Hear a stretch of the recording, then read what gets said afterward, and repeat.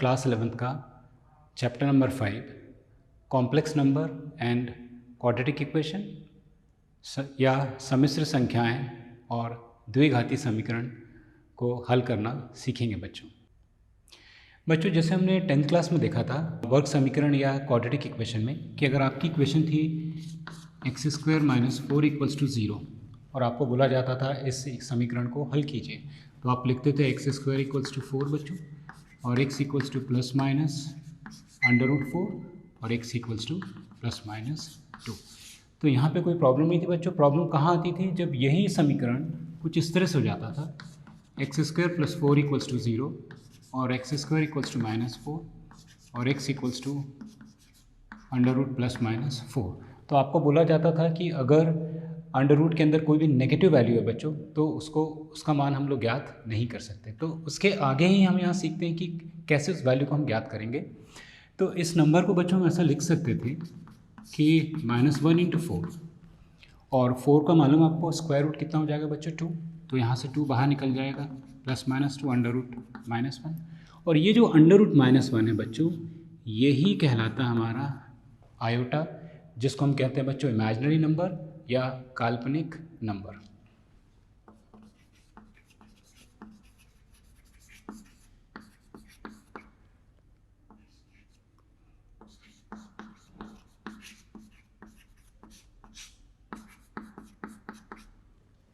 तो बच्चों जैसे देखा आपने कि आयोटा होता है √-1। अगर इसमें ही अगर हम लेके चलें स्क्वायर बोथ साइड बच्चों, अगर हम दोनों पक्षों में वर्क करते हैं बच्चों तो आप देखिए कैसे सॉल्व होगा ये। इसको लिख सकते हैं -1 की पावर 1/2 और इसकी पावर 2 बच्चों। और पावर में पावर हो तो ये आपस में क्या होती है बच्चों? मल्टीप्लाई हो जाती है और ये 2 आपस में कैंसिल होके i² की वैल्यू कितनी हो जाएगी बच्चों? -1। इसी तरह से अगर मैं वैल्यू निकालूँ i³ की तो i³ को बच्चों हम लोग लिख सकते हैं यहाँ पे i² × i। अब आपको मालूम है कि i² की वैल्यू कितनी है? -1। अगर मैं -1 यहाँ रख दूँ बच्चों और इंटू i मल्टीप्लाई करूँ तो i³ की वैल्यू कितनी हो जाएगी बच्चों? -i। इसी तरह से एक और हम नेक्स्ट पावर लेके चलते हैं बच्चों i की पावर 4। तो i की पावर 4 को हम लोग लिख सकते हैं बच्चों i² का होल स्क्वायर लिख सकते हैं बच्चों और i² की वैल्यू कितनी गिवन है? -1। तो ये हो जाएगा बच्चों -1 का स्क्वायर कितना हो जाएगा? +1। तो ये हमें 4 मान मालूम होना चाहिए बच्चों। i = √-1, i² होता है -1, i³ हो गया -i और i की पावर 4 कितना होता है? +1। आइए बच्चों इस पे बेस्ड हम कुछ क्वेश्चन को हल करते हैं कि find the value of i की पावर 9 + i की पावर 19 या i की पावर 9 + i की पावर 19 का मान ज्ञात कीजिए।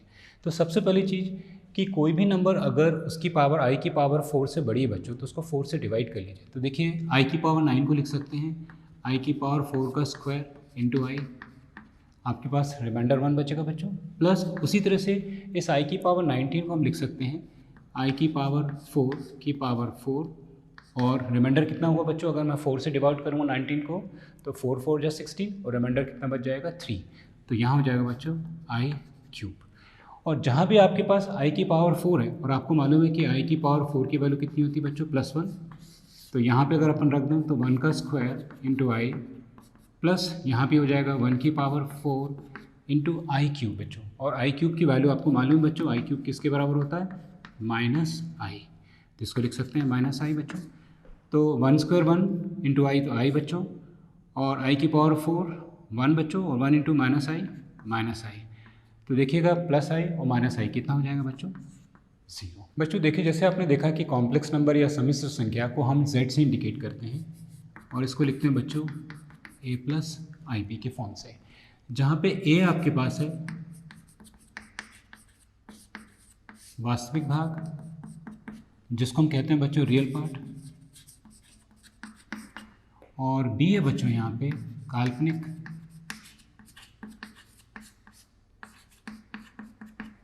जिसको हम कहते हैं इमेजिनरी नंबर या इमेजिनरी पार्ट बच्चों। तो एक कॉम्प्लेक्स नंबर रियल पार्ट और इमेजिनरी पार्ट दोनों का कॉम्बिनेशन ही कहलाता है बच्चों यहाँ पे कॉम्प्लेक्स नंबर। आइए बच्चों नेक्स्ट पॉइंट देखते हैं हम कॉम्प्लेक्स नंबर में। Addition of 2 complex number and subtraction of two complex number.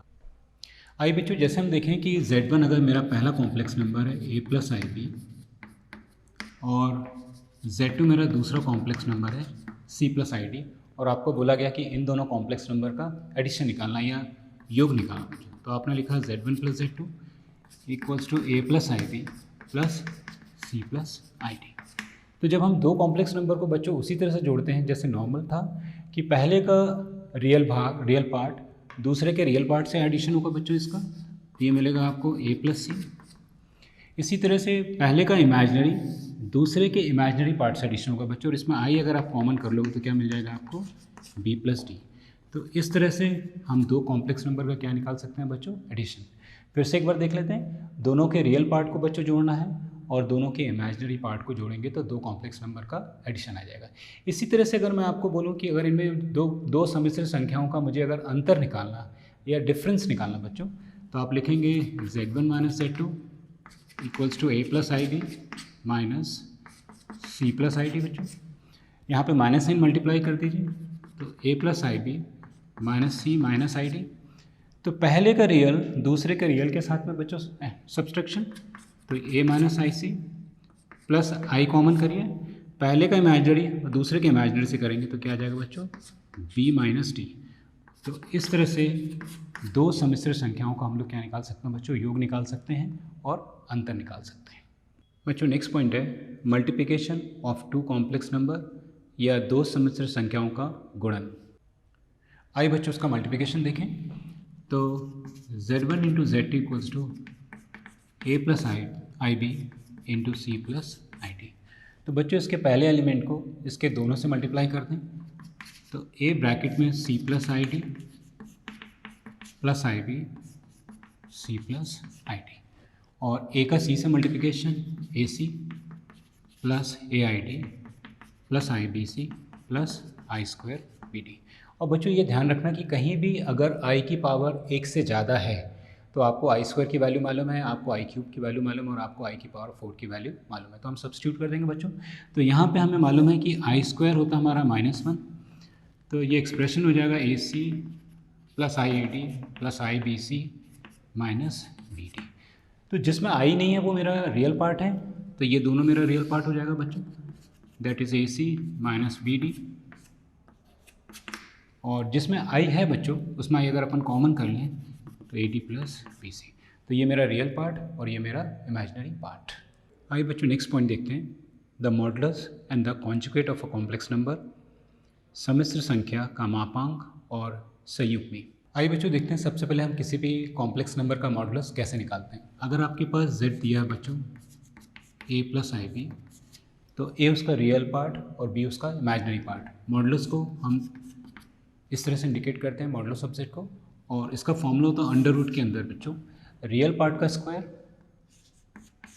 Plus imaginary part का स्क्वायर। बच्चों ध्यान रखना बच्चों आई भी नहीं लेना, केवल इमेजिनरी पार्ट का जो कोफिशिएंट है, जैसे आई के साथ यहाँ क्या मल्टीप्लाई भी, केवल उसका स्क्वायर। तो मॉडुलस ऑफ z की वैल्यू हो जाएगी बच्चों अंडर रूट ए स्क्वायर प्लस बी स्क्वायर। एक छोटा सा एग्जांपल देखते हैं बच्चों, अगर मान लीजिए z अगर आपका 1 माइनस 3i है और आपका बोला गया कि मॉडुलस ऑफ z की वैल्यू निकालिए, तो आप लिखेंगे अंडर रूट के अंदर रियल पार्ट 1 है तो 1 का स्क्वायर प्लस इमेजिनरी पार्ट बच्चों आई के साथ क्या मल्टीप्लाई है विद साइन -3, तो आप लिखेंगे -3 का स्क्वायर। और इसको सॉल्व कर लें बच्चों 1 प्लस 9, तो ये वैल्यू हो जाएगी बच्चों अंडर रूट 10। आइए बच्चों उसका नेक्स्ट पॉइंट देखते हैं, conjugate of a complex number या संयुग्मी। अगर आपका z है बच्चों यहाँ पे a प्लस आई बी और आपको बोला गया इसका कॉन्जुगेट निकाला, तो कॉन्जुगेट को हम z बार से इंडिकेट करते हैं बच्चों। और किसी भी कॉम्प्लेक्स नंबर का अगर कॉन्जुगेट मतलब केवल और केवल इमेजिनरी साइन को चेंज करना, अगर प्लस है तो माइनस, माइनस है तो प्लस, तो यहाँ पे हो जाएगा बच्चों a माइनस आई बी। एक एग्जांपल देखें बच्चों, अगर आपके पास z अगर -1 -3i है और आपको बोला गया इसका कॉन्जुगेट निकालो, तो रियल पार्ट तो आपका एज इट इज़ आ जाएगा, केवल इमेजिनरी पार्ट के साइन को चेंज करना है। तो i में अगर मैं माइनस साइन मल्टीप्लाई कर दूँ तो क्या हो जाएगा बच्चों माइनस माइनस प्लस, तो ये हो जाएगा 3i। आइए बच्चों नेक्स्ट क्वेश्चन देखते हैं, find the multiplicative inverse of 2 minus 3i। 2 minus 3i का गुणात्मक प्रतिलोम ज्ञात कीजिए। आइए बच्चों देखते हैं, z की वैल्यू गिवन है 2 - 3i और इसका मुझे गुणात्मक प्रतिलोम ज्ञात करना। गुणात्मक प्रतिलोम या मल्टीप्लिकेटिव इन्वर्स बच्चों, इसका मतलब होता है इसकी पावर मैं -1 कर दूं तो 2 - 3i की पावर क्या हो जाएगा, -1। किसी भी कॉम्प्लेक्स नंबर का अगर मुझे मल्टीप्लिकेटिव इन्वर्स निकालना बच्चों, मतलब उसकी पावर आप -1 कर दें। इसको सिंप्लीफाई करें तो यह जाएगा 1/2 - 3i। अब बच्चों एक चीज़ याद रखिएगा, पूरे कॉम्प्लेक्स नंबर में सम्मिश्र संख्या जब भी पढ़ रहे होंगे कि डिनोमिनेटर में या हर में बच्चों कभी भी हमें कॉम्प्लेक्स फॉर्म नहीं चाहिए, सम्मिश्र संख्या नहीं चाहिए, इसको यहाँ से हटाना बच्चों। तो इसको हटाने का मतलब होता है कि अगर मैं इसको बच्चों रैशनलाइज कर दूं या मैं इसका कॉन्जुगेट से मल्टीप्लाई एंड डिवाइड कर दूं, दोनों का मतलब एक ही होगा बच्चों। तो इसका अगर मैं कॉन्जुगेट बोलूँ आपको 2 - 3i तो क्या हो जाएगा बच्चों, 2 + 3i। तो मैं यहाँ पे 2 + 3i से मल्टीप्लाई एंड डिवाइड कर देता हूँ। तो 1 को जब 2 + 3i से करेंगे तो 2 + 3i हो गया। और नीचे देखिए आपके पास फॉर्मूला हमेशा आएगा बच्चों a - b × a + b, a² - b²। तो ये आ जाएगा 2 का स्क्वायर - 3i का स्क्वायर। और इसको सिंप्लीफाई करें बच्चों, 2 + 3i और 2 का स्क्वायर 4 बच्चों, यहाँ पे 3 का स्क्वायर 9 और i² कितना हो जाएगा, -1, माइनस और माइनस प्लस कितना आ गया 9। तो आपका बच्चों कुछ आंसर इस तरह से हो जाएगा कि 2 + 3i अपॉन 30, या हम लिख सकते हैं 2/13 + 3/13i। आइए बच्चों नेक्स्ट पॉइंट देखते हैं, polar representation of a complex number, एक सम्मिश्र संख्या का ध्रुवीय निरूपण। आइए बच्चों देखते हैं कि कोई कॉम्प्लेक्स नंबर है आपका z = x + iy और इसका हमें निकालना है ध्रुवीय निरूपण या फिर पोलर फॉर्मेशन।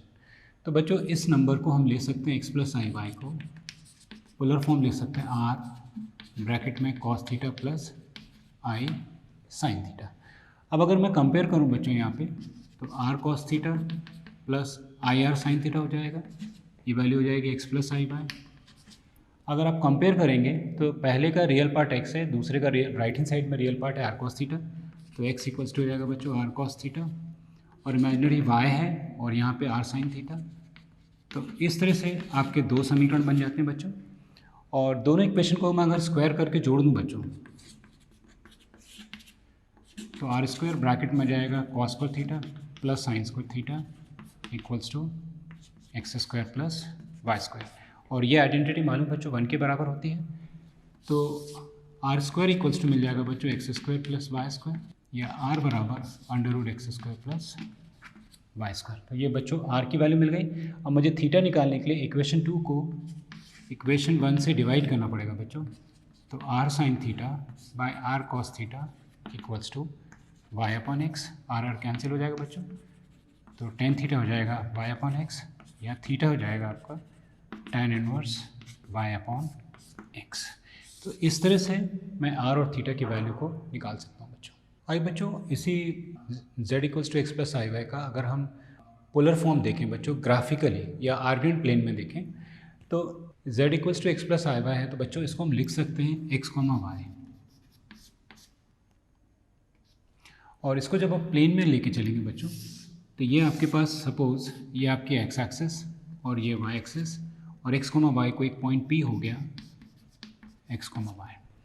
तो इस पॉइंट P की ओरिजिन से जो डिस्टेंस है ये डिस्टेंस r कहलाता है बच्चों, और x एक्सिस से जितना भी एंगल फॉर्म करता है बच्चों वो कहलाता है थीटा। और ये थीटा की वैल्यू बच्चों लाई करती है -π से ग्रेटर बट < π। ये इसकी कंडीशन है बच्चों। आइए बच्चों देखें पोलर फॉर्म में थीटा को हम किस तरह से वैल्यू निकालते हैं। यदि आपका x पॉजिटिव y पॉजिटिव मतलब फर्स्ट क्वाड्रेंट बच्चों तो थीटा = अल्फा, यदि x नेगेटिव y पॉजिटिव तो थीटा = π - अल्फा, यदि x नेगेटिव y नेगेटिव बच्चों थर्ड क्वाड्रेंट तो थीटा = -π - अल्फा, और x पॉजिटिव y नेगेटिव बच्चों फोर्थ क्वाड्रेंट तो थीटा = -अल्फा। आइए इस पर बेस्ड हम क्वेश्चन को सॉल्व करते हैं। आइए बच्चों नेक्स्ट क्वेश्चन देखते हैं, convert the complex number -16/1 + i × √3 into polar form. सम्मिश्र संख्या -16/1 + i × √3 को ध्रुवीय रूप में रूपांतरित कीजिए। आइए बच्चों देखें क्वेश्चन का हल क्या है। -16/1 + i × √3, जैसे मैंने बताया था कि अगर डिनोमिनेटर में अगर कोई भी सम्मिश्र संख्या है बच्चों, तो इसको यहाँ से हटाइए। हटाने के लिए हमें इसको संयुग्मी से मल्टीप्लाई एंड डिवाइड करना। तो ये हो गया बच्चों -16/1 + i × √3, 1 - i √3 अपॉन 1 - i √3 से मल्टीप्लाई और डिवाइड। ऊपर वाली टर्म्स को तो आप एज इट इज़ लिखिए, -16 ब्रैकेट में 1 - i √3, और नीचे फॉर्मूला लगाइए बच्चों a + b × a - b, तो हो जाएगा a² - b², -16 1 - i √3 बच्चों 1, i² आ जाएगा बच्चों, तो इसको लिख सकते हैं i² × 3, और i² की वैल्यू कितनी होती है बच्चों? -1, माइनस इंटू माइनस प्लस, तो ये आपकी टर्म्स हो जाएगी बच्चों, -16 1 - i √3 अपॉन 1 + 3, -16 1 - i √3 अपॉन 4। और बच्चों मैं इसको कैंसिल कर दूँ और इस -4 को अंदर मल्टीप्लाई करें, तो -4 + 4 √3 i, ये वो कॉम्प्लेक्स नंबर हो जाएगा जिसको मुझे पोलर फॉर्म में चेंज करना। तो बच्चों मैंने आपको डायरेक्टली फॉर्मूला बताया था, इसमें r = हम लेंगे √x² + y², और x मेरा उस कॉम्प्लेक्स नंबर का रियल पार्ट होता है और y क्या होता है बच्चों? Imaginary part. तो यहाँ पे r की वैल्यू मिल जाएगी -4 का स्क्वायर प्लस 4 √3 का स्क्वायर। तो बच्चों -4 का स्क्वायर 16, 4 का स्क्वायर 16 × 3 48, और 16 + 48 कितना हो जाएगा बच्चों आपका? 64। तो बच्चों r की वैल्यू क्या मिल जाएगी हमें? 8। अब निकालना बच्चों हमें एंगल। तो एंगल के लिए कंडीशन थी बच्चों यहाँ पे कि α = tan 1 मॉडुलस y/x। बच्चों मैं मॉड इसलिए ले रहा हूँ क्योंकि ये मुझे मालूम नहीं कि x और y मेरे किस कोऑर्डिनेट में लाई कर रहे हैं, और अभी हमने थोड़ी देर पहले टेबल देखी थी, उस टेबल की मदद से बच्चों हम एंगल निकाल लेंगे, जो कि वैल्यू मेरी -पाई से ज़्यादा और पाई से क्या हो जाएगी बच्चों? कम हो जाएगी। तो यहाँ देखें तो आपके पास y है 4 √3 अपॉन बच्चों -4, तो अल्फ़ा हो जाएगा tan 1 √3। और देखिए किसकी tan का मान √3 होता है बच्चों? 60 डिग्री। तो रेडियन में कितना आ जाएगा? π/3 बच्चों।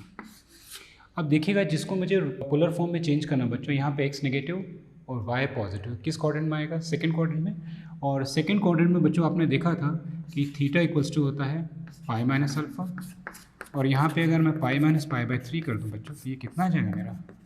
2π/3। तो बच्चों जो मेरा आंसर होगा वो जाएगा 8 × cos 2π/3 प्लस i sin 2π/3। इस तरह से ये मेरा पोलर फॉर्म हो जाएगा बच्चों। आइए बच्चों नेक्स्ट क्वेश्चन देखते हैं। Solve x² + x + 1 = 0, x² + x + 1 = 0 को हल कीजिए। आइए बच्चों इस क्वेश्चन का हल देखते हैं। x² + x + 1 = 0। बच्चों ये इक्वेशन वो है जो स्प्लिट नहीं होगी बच्चों, तो इसको हम जो 10th क्लास में हमने फॉर्मूला पढ़ा था -b + -√b² - 4ac/2a से हल करते हैं बच्चों। तो फॉर्मूला है x = -b + √b² - 4c/2a।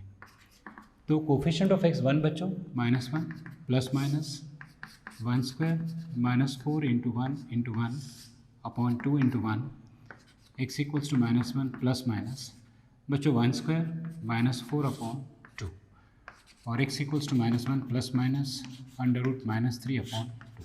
अब बच्चों आपको मालूम है कि अंडर रूट के अंदर कोई भी नेगेटिव वैल्यू है तो उसको हम लिख सकते हैं आयोटा के फॉर्मेशन में। तो इसको लिख सकते हैं बच्चों x = -1 +- -1 × 3 अपॉन 2, और x = -1 +- बच्चों √3 एज इट इज़, और ये हो जाएगा i, तो ये हो जाएगा √3i अपॉन 2। तो इस तरह से हम x की वैल्यू को निकाल सकते हैं। आइए बच्चों नेक्स्ट क्वेश्चन देखते हैं। Solve the equation x² - x + 2 = 0, x² - x + 2 = 0 को हल कीजिए। आइए बच्चों इस क्वेश्चन का हल देखें। x² - x + 2 = 0 बच्चों, डायरेक्टली आप फॉर्मूला लगा दीजिए। तो x = -b बच्चों, -1 +- coefficient of x is b, तो -1² - 4 ए इज़ 1 बच्चों और सी इज़ 2 अपॉन 2 इंटू 1। तो x equals to +1 plus minus 1 minus 8 upon 2। तो x equals to 1 plus minus √-7 upon 2। बच्चों इस टर्म्स को फिर से हम लिख सकते हैं इस तरह से 1 प्लस माइनस -1 इंटू 7 अपॉन 2। और आपको मालूम √-1 कितना आ जाएगा बच्चों i, और ये √7 एज इट इज़, तो आंसर हो जाएगा 1 प्लस माइनस √7i अपॉन 2। आइए बच्चों नेक्स्ट क्वेश्चन देखते हैं। If x plus i by whole raised to power 3 equals to u plus I b, then show that u upon x plus v upon y equals to 4 bracket x square minus y square. यदि x plus I y whole raised to power 3 बराबर u plus आई B, तो दर्शाइए कि u upon x plus v upon y बराबर 4 bracket x square minus y square. आइए बच्चों इस question का हल देखें। अगर आपको given x plus I b whole raised to power 3 equals to u plus I b, बच्चों लेफ्ट हैंड साइड पे कॉम्प्लेक्स नंबर है, राइट हैंड साइड पे कॉम्प्लेक्स नंबर है, लेकिन इस कॉम्प्लेक्स नंबर में पावर 3 है। तो पहले इसको हम आइडेंटिटी लगा दें a plus b whole cube की।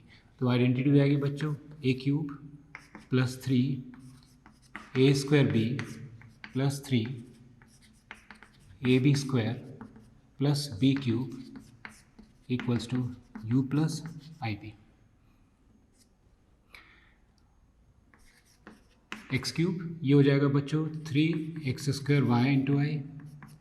यहाँ पर हो जाएगा आई स्क्वायर बच्चों, आई स्क्वायर की वैल्यू -1, तो ये वैल्यू हो जाएगी बच्चों यहाँ पे -3xy स्क्वायर। और बच्चों यहाँ पे आई क्यूब, आई को लिख सकते हैं -i into y cube equals to u plus I b. अब देखिए लेफ्ट हैंड साइड में आपको गिवन है बच्चों यहाँ पे X cube -3xy square plus आई कॉमन कर लें बच्चों, तो 3x square Y minus Y cube equals to u plus I B. अगर दो कॉम्प्लेक्स नंबर बच्चों अगर इक्वल हैं तो उनके रियल पार्ट के इक्वल होंगे और इमेजिनरी उनके इमेजिनरी के। तो कंपेयरिंग करेंगे बच्चों तो इक्वेशन बनेगी x cube -3xy square equals to u। ये पहली इक्वेशन रियल पार्ट की, और इमेजिनरी पार्ट की हो जाएगी बच्चों 3x square Y minus Y cube equals to b। ये इमेजिनरी पार्ट की दूसरी इक्वेशन। यहाँ से हम लोग बच्चों इक्वेशन 1 से x कॉमन कर सकते हैं, तो ब्रैकेट में x square -3y square equals to u बच्चों, और इसको अगर डिवाइड कर दें तो x square -3y square equals to u upon x। इसको इक्वेशन 4 दे दें बच्चों। इसी तरह से यहाँ से समीकरण 2 से भी अगर अपन y कॉमन कर लें तो बच्चों ये हो जाएगा 3x square minus y square equals to v। y equals to इस y को अगर अपन राइट हैंड साइड शिफ्ट करें बच्चों तो 3x square minus y square equals to v upon y। ये इक्वेशन हो जाएगी बच्चों 5। तो बच्चों इक्वेशन 4 और 5 को अगर अपन जोड़ें तो इक्वेशन हो जाएगी x square -3y square plus 3x square minus y square बराबर u upon x v upon y। तो बच्चों x square plus 3x square कितना हो जाएगा 4x square -3y square minus y square minus 4y square equals to u upon x plus v upon y। और अगर मैं यहाँ से 4 कॉमन कर लूँ बच्चों तो x square minus y square बराबर u upon x plus v upon y। और बच्चों यही मुझे प्रूव करना था। बच्चों आज हमने सम्मिश्र संख्या और द्विघाती समीकरण को हल करना सीखा बच्चों। तो आए कुछ होमवर्क क्वेश्चन देखते हैं बच्चों। Find the modulus and argument of the complex number 1 plus I upon 1 minus I. सम्मिश्र संख्या 1 plus I upon 1 minus I का मापांक और कोणांक ज्ञात कीजिए। सेकेंड क्वेश्चन बच्चों, if x plus I Y equals to a plus I B upon a minus I B, prove that X square plus Y square equals to 1। यदि x plus I Y equals to a plus I B upon a minus I b है तो सिद्ध कीजिए x square plus Y square equals to 1। बच्चों हम अगले chapter में पढ़ेंगे लीनियर इनक्वालिटीज़ या रैखिक असमानता।